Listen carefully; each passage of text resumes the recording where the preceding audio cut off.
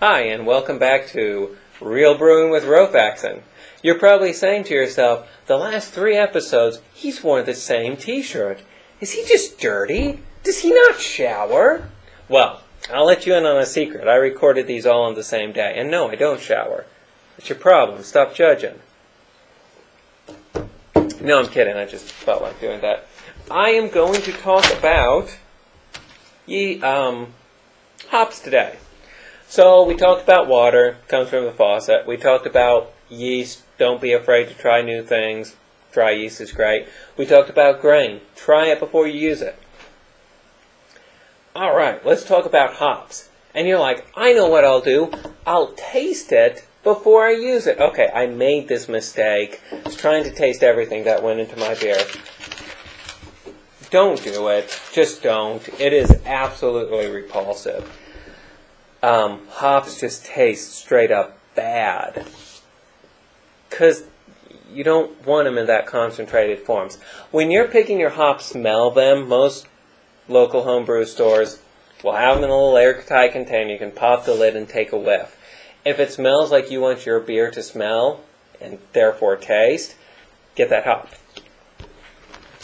Hops aren't quite as simple as some of the other things are. With the grains, you know you're going to hit about 10 pounds of the base and maybe another 5 pounds for specialty. That's a good enough rule. Hops are actually a lot more complicated. Because see, the thing that makes a beer bitter is the alpha acid of the hops, or the amount of bitterness, you can think of it, that each hop has in it. So a Columbus hop may have I can't remember. I could look it up if I wanted to. Let's say that has a 13% alpha acid, and Tettnanger has a 9% alpha acid, or something like that. So one hop has more bittering agent than the second hop does. Alright, so if you've got hop A and hop B, hop A has 20% bittering agent, and hop B has 10% bittering agent. Well, you could use half an ounce of hop A and get the same bitterness that a full ounce of hop B would use. So you have to take into the consideration these alpha units, because you need to know how many hops to add. And you can always get away with adding just one hop. No big deal. A lot of people, and myself included, like to add at least 2, sometimes 3 different hops to our brews to make it a little more complex. When you're doing that, you need to take into consideration how much acid this hop has in it. Alright, the first thing you have to do is find out how bitter you like your beer. To do that, you need to calculate the IBUs, or International Bitterness Units. This beer got a lot of them. All sorts of different scales you can use. Sort of an arbitrary number. It doesn't matter what scale you use. I have noticed Tinseth's equation seems to be popular with other people that I talk to brewing about. So I'm using Tinseth's. That's what I'm going to use. The point is, you have something to predict how bitter your beer is, which is subjective. That's a subjective thing. And let's say you find out you like beers that are 40 IBUs. Well, even though that's a subjective number, you can use this formula, and if you're using the same formula and you get 50, you're like, well, yeah, it's subjective, but I know that 50 is higher than 40, so if I like it at 40, I'm not going to like it as 50. It's going to be too bitter, or 30 is going to be not bitter enough. So, you kind of get a range. How bitter you want your beer based on the scale, and then you work from there. But another thing to consider is if you're making an IPA and you have IBUs of 40, random numbers, it's going to taste a lot more bitter than an Irish Stout that has an IBU of 40. Because the Stout has so much grain and so much more texture that you're also tasting, you're not going to notice the bitterness of the hop so much. So you're kind of going to have to play with this and see where you go. Alright, great way to do it. Someone's giving you a recipe, you think it sounds pretty good, you make it and you like it. Well, calculate the IBUs for that recipe and say, okay, this is my Irish Stout and it was 60 IBUs. Then when you make your own Irish Stout, make it 60 IBUs. And then you'll get another recipe for an IPA. This is I haven't even made an IPA, I don't like them. But, oh, they're actually okay. I just haven't made one because I do like the stouts more. Your IPA, you like, it's 40 IBUs, and that's good for you. You know, calculate it with this. So you're like, all right, when I make my own IBU, I'll use 40. Now, there is an equation. Don't know if you'll be able to see. Let's look. There's the equation. Hope that's the right one. Looks nice and simple, doesn't it? All right, here's how you calculate IBUs. There's two ways. First way.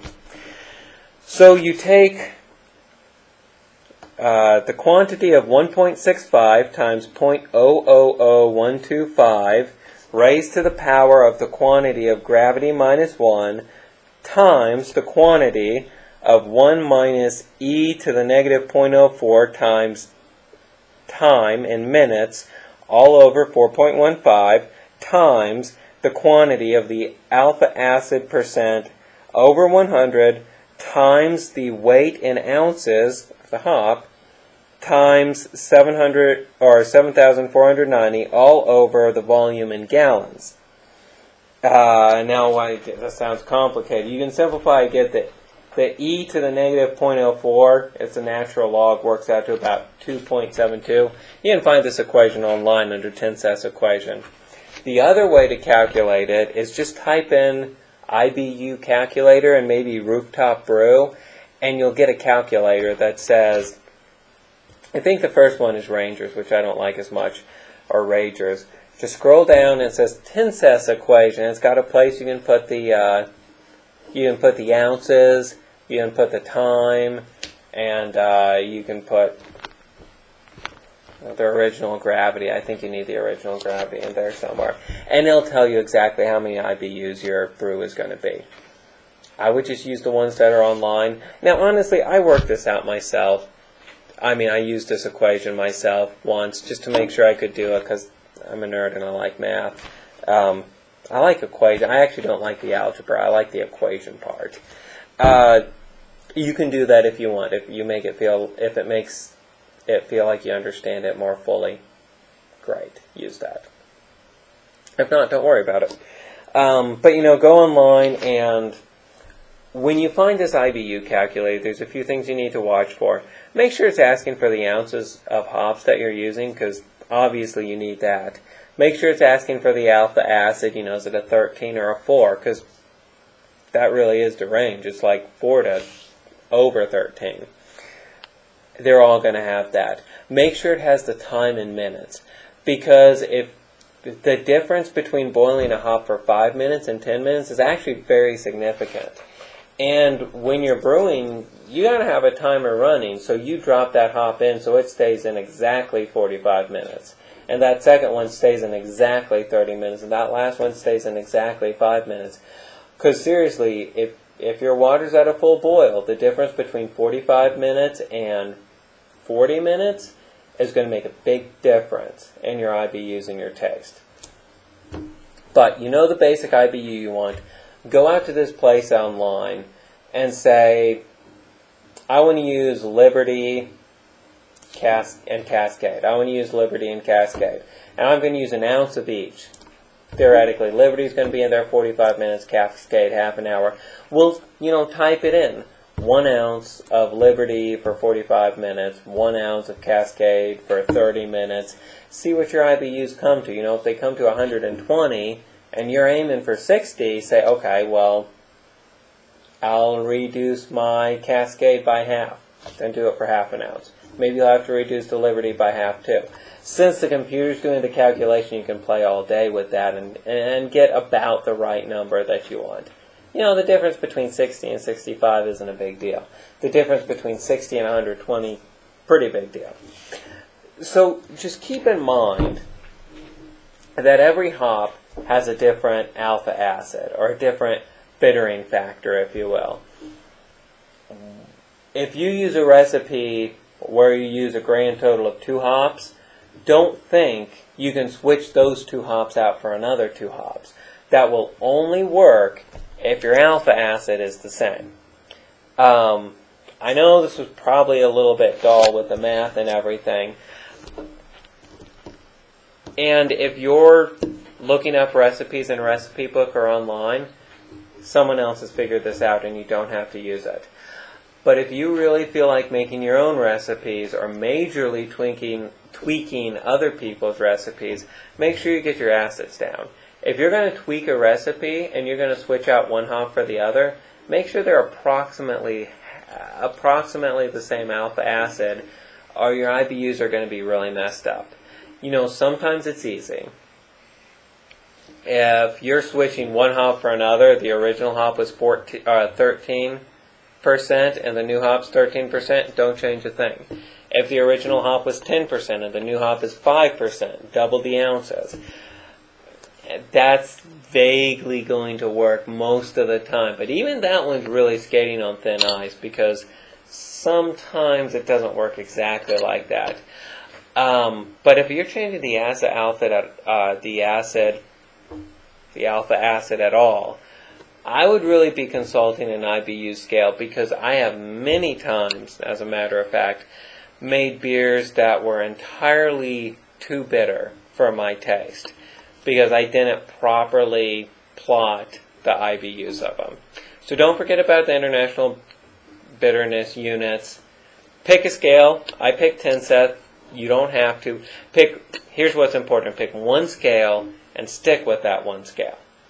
So, just take that into consideration. All right, I think that's about all I have to say on hops. So, good luck. Make sure you leave comments, anything you want to see more of or less of. Unless the thing you want to see less of is me, then, don't. No, I'm joking. Do feel free to leave questions, comments in the comment section. All right, we'll see you next time. Hoppy Brewing.